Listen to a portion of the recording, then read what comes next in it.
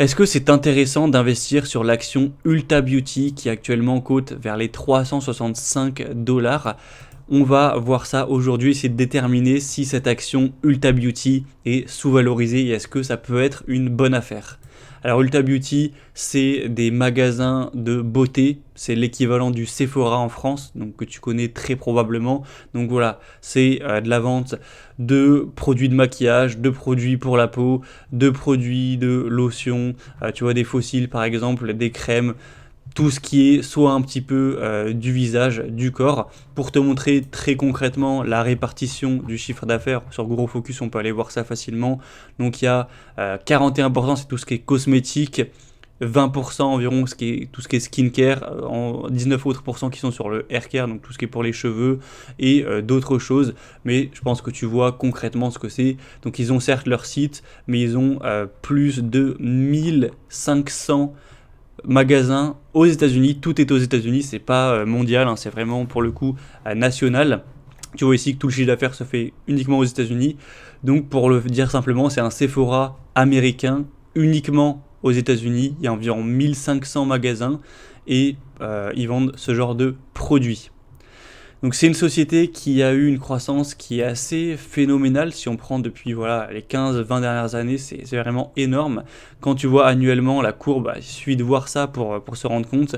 Ne serait-ce qu'en 2013, on était qu'à 173 petits millions de résultats nets et ça n'a fait que monter au fil des années pour passer maintenant à plus d'1 milliard, même 1,3 milliard sur la dernière année. Donc c'est très impressionnant, c'est une société vraiment qui croît, en tout cas si on prend ces dernières années, et c'est une société qui a une rentabilité excellente. On va se concentrer un petit peu sur les finances, sur les ratios aujourd'hui.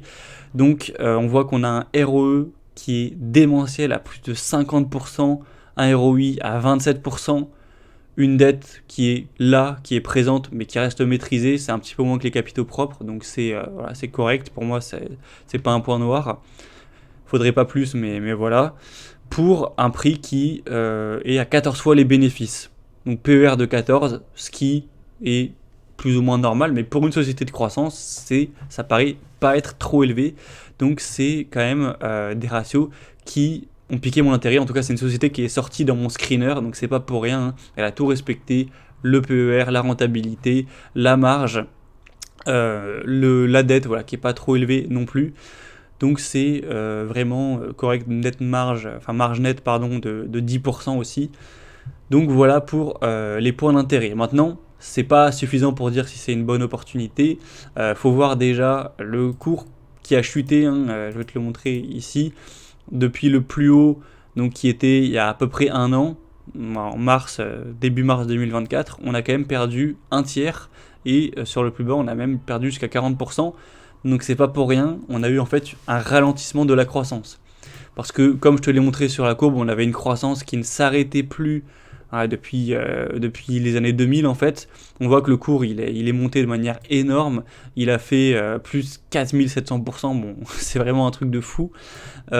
Donc forcément on avait un PER qui aussi été élevé vu cette croissance etc. Mais ce qui s'est passé c'est que les résultats ont cessé d'être positifs, enfin de croître plutôt. Donc là déjà on voit que 2023, voilà, il y a une croissance qui est très légère et en fait c'est surtout les derniers trimestres où en gros l'année qui arrive, l'année fiscale actuelle, donc 2024-2025, ils vont pas avoir un résultat qui est phénoménal. Donc on est à 313, plus 252, plus 242, donc je t'ai mis le résultat là, voilà, plutôt de faire des calculs. Donc ils ont fait le petit bilan donc, des 9 mois. Donc pour les 9 premiers mois de cette année fiscale 2024, on est sur un bénéfice de 800 millions, alors qu'en fait l'année précédente, en 9 mois, ils étaient à 890 millions. Donc c'est même pas que la société sur cette année arrête de croître, c'est qu'elle va décliner, c'est que le bénéfice sera plus bas. Donc forcément, tu te doutes bien que c'est la douche froide pour une société quand même de croissance, d'avoir une baisse du bénéfice comme ça d'une année sur l'autre. Donc c'est pour ça que le cours s'est effondré. Maintenant, ce qui est intéressant de voir, c'est est-ce que le cours s'est trop effondré par rapport à ce qu'il aurait dû, car forcément quand on a des mauvais résultats, c'est normal que le cours baisse, mais est-ce qu'il n'aurait pas baissé un petit peu trop? Ça, c'est tout le jeu de l'investisseur value de déterminer ça pour voir s'il y a des bonnes affaires à se faire tout simplement. Donc déjà, ce qui est intéressant de comprendre, c'est pourquoi on a eu une baisse du résultat net. Est-ce que c'est le marché? Est-ce que c'est les concurrents? Est-ce que c'est qu'ils ont dépensé plus dans les investissements? En fait, c'est un petit peu tout ça. C'est-à-dire que bon, il l'explique dans les résultats. En fait, le chiffre d'affaires, lui, il est resté à peu près stable. Je vais te le remontrer ici. Voilà, les ventes, elles ont même augmenté de 2%. Donc bon, c'est quasiment rien, mais en tout cas, elles n'ont pas diminué. Donc les ventes, elles restent à peu près au même stade, mais c'est au niveau du bénéfice que c'est diminué. Donc en fait, c'est la marge qui a été plus faible. Et pourquoi la marge a été plus faible? On peut le voir directement ici avec le bilan. Donc tu vois que sur les ventes, il y a une mini croissance. Et là, par contre, il n'y a plus de croissance. C'est même en baisse. C'est simplement que on a, donc sur les 9 mois, plus de dépenses dans voilà, cette ligne ici. On peut voir que les dépenses, en fait, ont été augmentées. Puisque là, on est du coup à 7 milliards 8, ouais, c'est ça.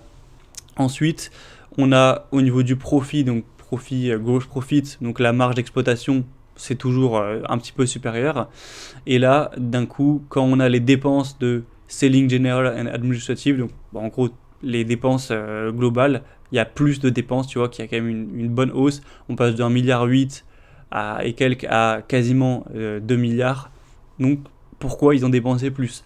De ce que je me suis renseigné, il y a eu une hausse un petit peu des salaires, etc. Mais aussi une hausse des investissements, c'est-à-dire qu'ils sont en train d'augmenter l'ouverture de nouveaux stores, de nouveaux magasins à travers les États-Unis.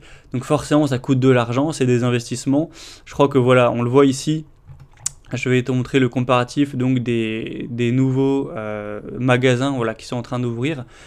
Donc sur les 9 mois de l'année 2024, donc ils ont ouvert, ils sont en train d'ouvrir 52 nouveaux magasins, alors que l'année précédente, ils en ont ouvert entre guillemets que 19. Donc forcément, si on ouvre plus de magasins pour plus tard avoir de la croissance, ça coûte un peu d'argent et ça peut réduire un petit peu le bénéfice net à court terme. Donc je pense que c'est une partie ça.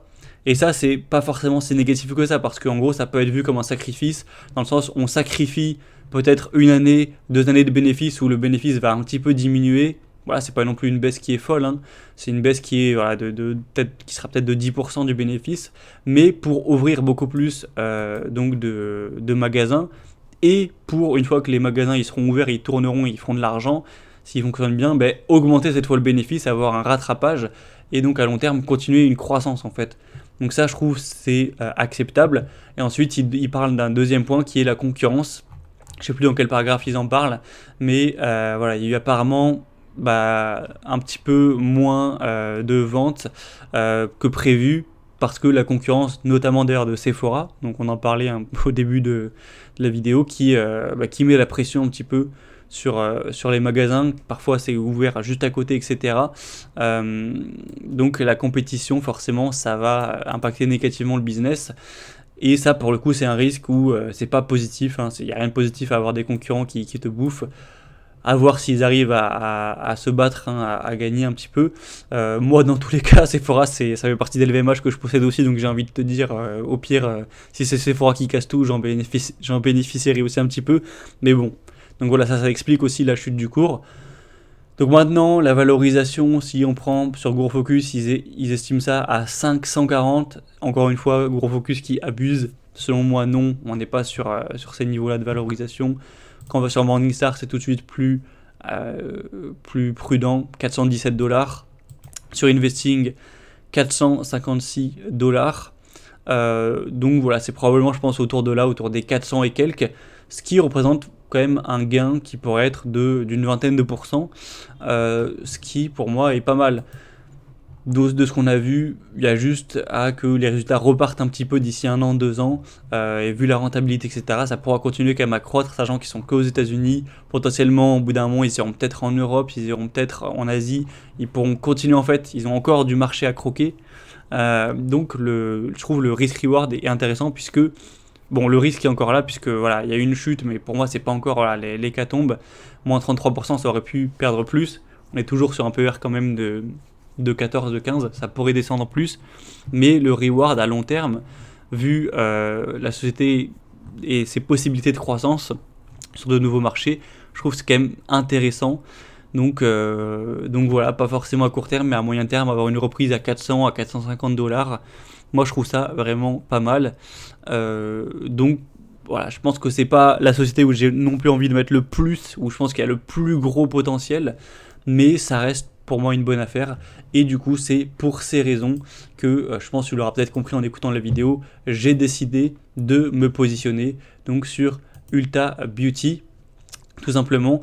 Donc j'ai créé une petite ligne hier. Voilà, j'ai eu un PRU du coup à 361. Bon, pour l'instant, ça a pris 1%, voilà.